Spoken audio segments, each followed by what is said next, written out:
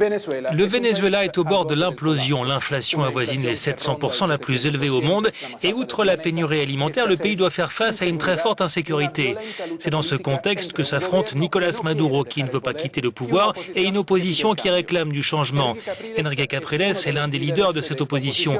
Ex-candidat à la présidentielle, il est aujourd'hui l'un des organisateurs du référendum qui demande le départ du président vénézuélien. Monsieur Capriles, merci d'être avec nous. Merci beaucoup Alberto et bienvenue au Venezuela. Enrique Capriles, en quoi consiste ce référendum et pourquoi est-il si important qu'il ait lieu cette année? Tous les représentants de l'État qui ont été élus par un vote populaire, quand arrive la moitié de leur mandat, et dans le cas de la présidence, on parle d'une période de 6 ans, donc au bout de 3 ans, 20% des électeurs vénézuéliens peuvent solliciter un référendum ou un vote de rappel, comme on dit, pour se prononcer sur le représentant en question pour dire ce qu'ils en pensent. Alors, ils peuvent décider de suspendre son mandat s'ils décident que c'est terminé, ou alors de le maintenir et de le reconduire jusqu'à la fin de son mandat de 6 ans. Alors pourquoi demandons-nous ce vote de rappel, ce référendum? Primo, parce que la première moitié du mandat du président est terminée. Et secondo, parce que le Venezuela traverse la pire crise de son histoire. Le pays a vécu bien d'autres crises par le passé, mais en ce moment, le pays vit la pire crise économique, sociale et politique de toute son histoire. Alors qu'est-ce qu'on cherche avec ce référendum? Une solution à la crise qui doit être politique. Pourquoi avons-nous besoin d'une solution à la crise politique? Eh bien parce que le gouvernement contrôle pratiquement toute l'économie. Le gouvernement est responsable de l'inflation que nous vivons, de l'insécurité qui est la pire au monde. Au Venezuela, en ce moment, il y a des files d'attente interminables. On fait la queue pour les produits de première nécessité, pour les aliments, pour les médicaments. C'est le gouvernement qui nous a mis dans cette situation et le gouvernement ne veut rien changer. Le gouvernement veut que tout reste comme c'est actuellement. De cette manière, la crise ne peut que s'aggraver et la crise politique avec. Alors nous insistons avec ce référendum car nous croyons en une solution démocratique, constitutionnelle, pacifique et électorale. Une situation comme celle que nous vivons, le Venezuela ne peut la résoudre qu'en faisant appel aux Vénézuéliens.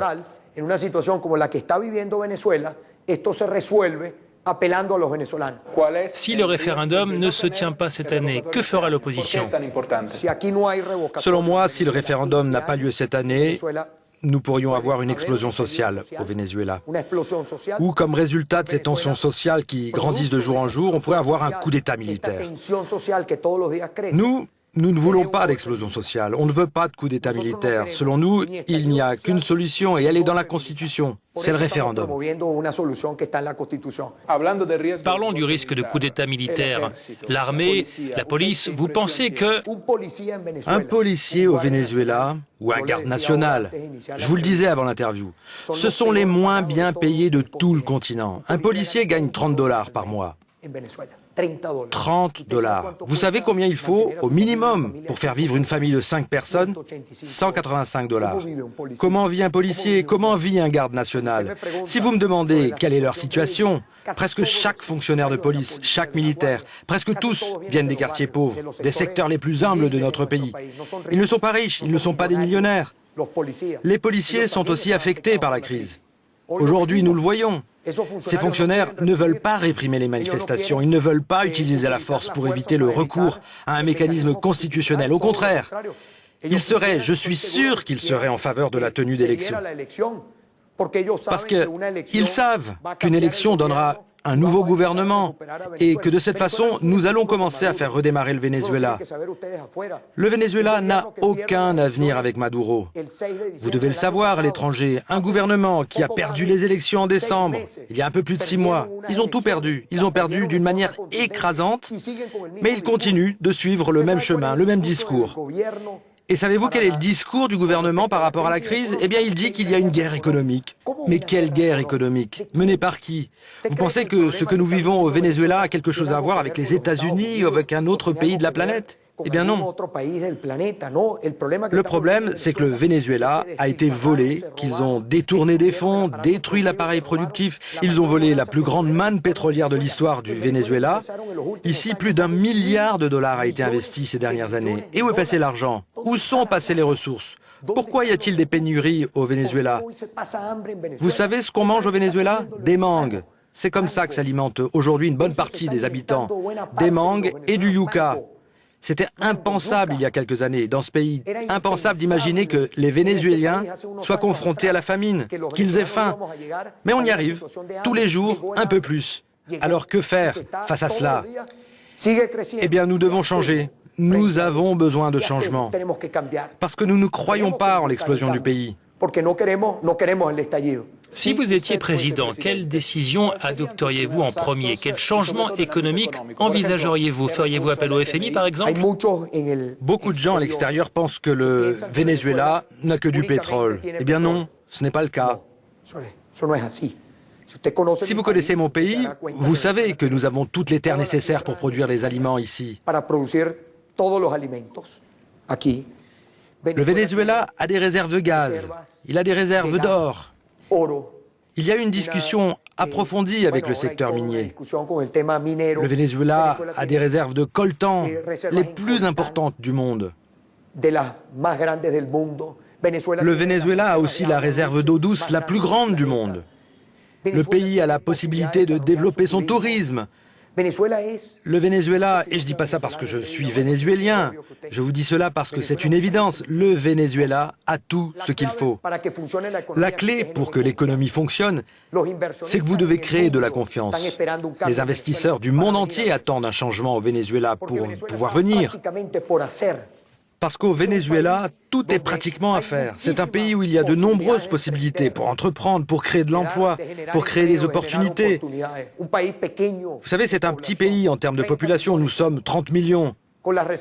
Avec la réserve de pétrole la plus importante de la planète et tous les atouts que je viens d'évoquer. Le problème du Venezuela, aujourd'hui, il est politique. Car vous savez que le problème est politique et qu'il doit être résolu politiquement. Mais ici, au Venezuela, la culture du dialogue a été détruite. La seule manière de résoudre la crise pour vous en Europe, elle est claire. J'ai rencontré l'ancien président Zapatero à 2 reprises ces dernières heures. Mais il n'y a plus de dialogue au Venezuela. Ces dernières années, nous avons été soumis à une politique de confrontation, pas de dialogue. Ici, il n'y a pas de culture de dialogue, comme vous avez en Europe. Et où dialogue-t-on en Europe? Eh bien, dans les parlements nationaux. Et quel est le lieu naturel du dialogue? Le Parlement. Et puis après, il y a le vote, mais toujours sur la base d'accords politiques. Or ici, il n'y a pas de politique. Comprenez que la seule option que nous avons, c'est de convoquer les gens pour voter. Que le peuple vote, que le peuple décide. Le gouvernement veut s'asseoir autour de la table. Mais pourquoi? Parce qu'il ne veut pas convoquer un autre vote. Alors qu'il y a 2,6 millions de citoyens qui ont signé pour le référendum. C'est inacceptable. Je le répète, il n'est pas question de remettre en cause la Constitution. Le dialogue doit se faire pour rétablir la Constitution, la loi fondamentale du pays. El diálogo no es para negociar la Constitución. El diálogo debe ser para restablecer la Constitución, la institucionalidad del país. Quelles seraient vos relations avec vos voisins comme Cuba si vous étiez président? Castro a pris l'avantage sur nous, et ça continue. Mais Cuba a décollé. Quand Cuba a vu le Venezuela faire banqueroute, sans ressources, qu'a fait Cuba? Eh bien, il a commencé à négocier avec les Américains. Et maintenant, tout le monde veut investir à Cuba. Donc, si vous me demandez quelle relation nous aurions avec Cuba, eh bien, je dirais que nous ne pourrions pas continuer à leur donner du pétrole gratuitement. Pourquoi? Pourquoi devrions-nous le faire alors que 80% des gens vivent sous le seuil de pauvreté? Mais pourquoi devrions-nous nous priver de ce pétrole dans un pays où il n'y a pas de médicaments, où il n'y a pas de produits de première nécessité? Pourquoi? Pour avoir des amis? Avec Cuba, nous sommes 2 grands peuples amis. Et les amis le savent bien. Ils sont à vos côtés dans les bons et dans les mauvais moments. Nous sommes du même continent, nous avons la même histoire. Nous sommes des latins. Mais on ne peut pas me demander de faire avancer le Venezuela tout en abandonnant ses ressources. D'abord, on a besoin de la lumière à la maison. On ne peut pas avoir de l'obscurité à l'intérieur et de la lumière à l'extérieur. Sinon pourquoi? Pour qu'on soit tous sur la même ligne à l'Organisation des États américains. Mais tout cela est terminé. Je dis que la confiance est primordiale. Je dis qu'on peut se relever en un an. Et comment? Eh bien en travaillant avec le secteur privé, en utilisant notre pétrole, et pas en se le faisant voler ou en le laissant partir. On devrait utiliser le pétrole pour diversifier notre économie. En un an, on pourrait libéraliser les ressources afin d'importer de la nourriture et de relancer l'économie. Asignarlo a otros sectores de la economía y empezar a recuperar, aprender nuestra economía. N'y a-t-il rien à conserver dans le chavisme? Le chavisme n'a existé qu'avec le président Chavez.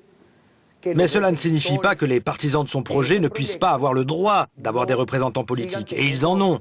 Mais aujourd'hui, que peut-on dire de cette soi-disant révolution?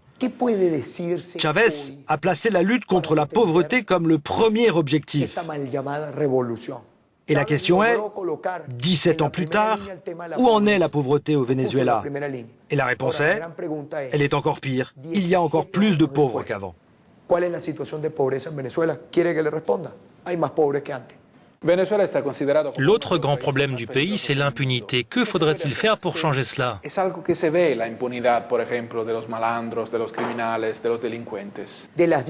Parmi les 10 villes les plus dangereuses du monde, 3 se trouvent au Venezuela et la première est Caracas. C'est dramatique. Et tous les Vénézuéliens en souffrent. Il y a une crise profonde. Rien que l'an dernier, nous avons eu 27 000 meurtres. Mais si vous demandez à un citoyen quel est le problème numéro 1 à régler,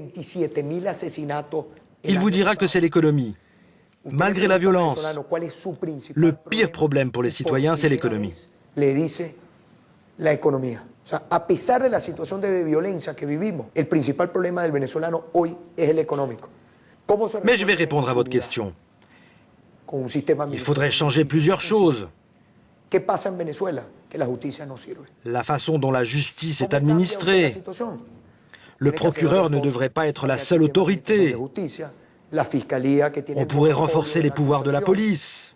On devrait renforcer l'éducation, parce que nous avons 3 millions de jeunes qui ont quitté l'école. Notre pays ne donne pas assez d'avenir à ces jeunes.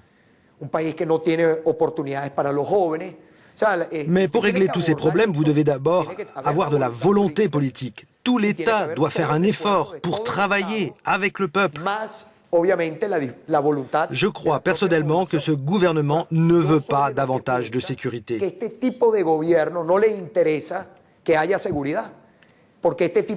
Parce que c'est le genre de gouvernement qui aime l'anarchie dans la société. Et à la fin, le citoyen est faible. Il se referme sur lui-même. Sa maison, ça devient sa prison. Et son seul sauveur, c'est le gouvernement, parce qu'il a l'armée avec lui. Ce gouvernement repose sur ce type de climat de violence et d'impunité. Si vous avez des citoyens faibles, ces derniers ne vont pas demander le respect de la Constitution. Nous faisons face à un gouvernement autocratique, autoritaire, mais contre lequel nous nous battons.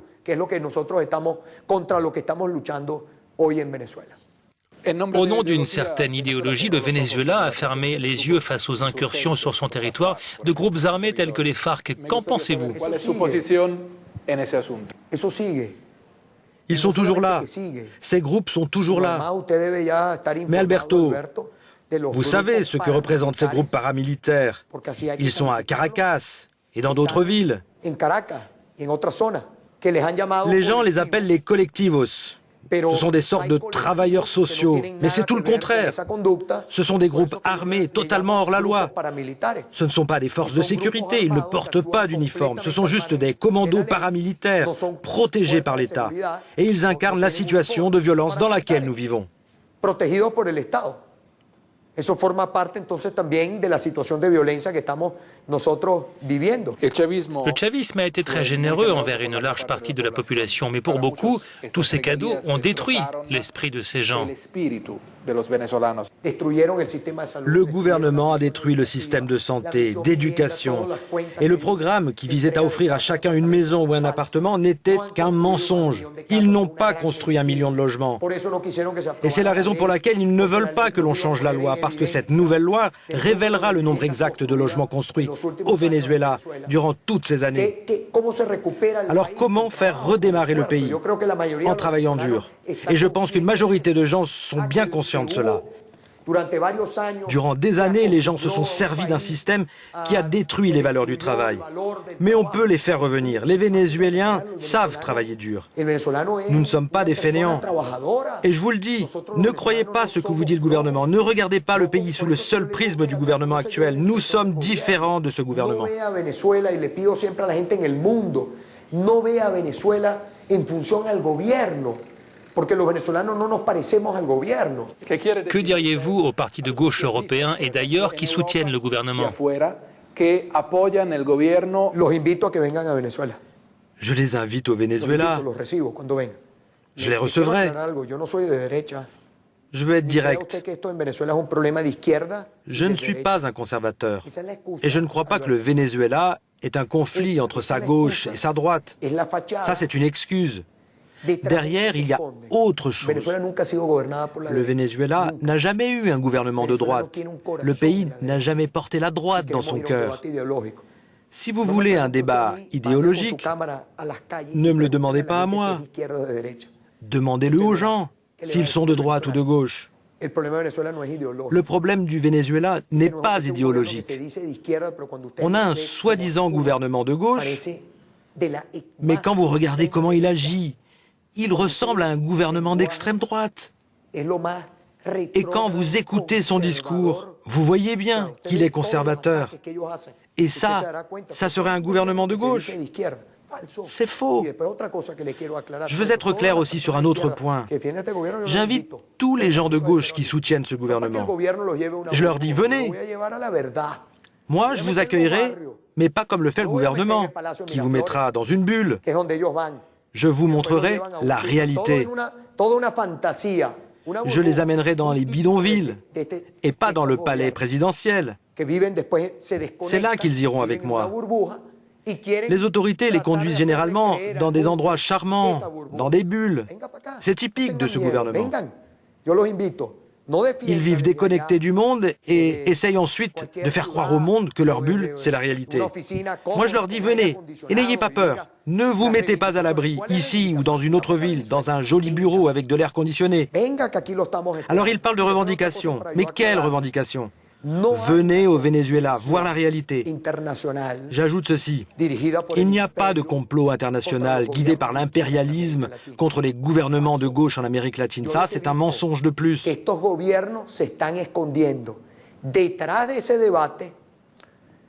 Ces gouvernements essayent juste de se cacher derrière l'idéologie parce qu'ils sont accusés de corruption. La corruption, c'est le mal. Qu'elle soit de droite ou de gauche, c'est un cancer. On ne peut ni l'accepter ni la tolérer.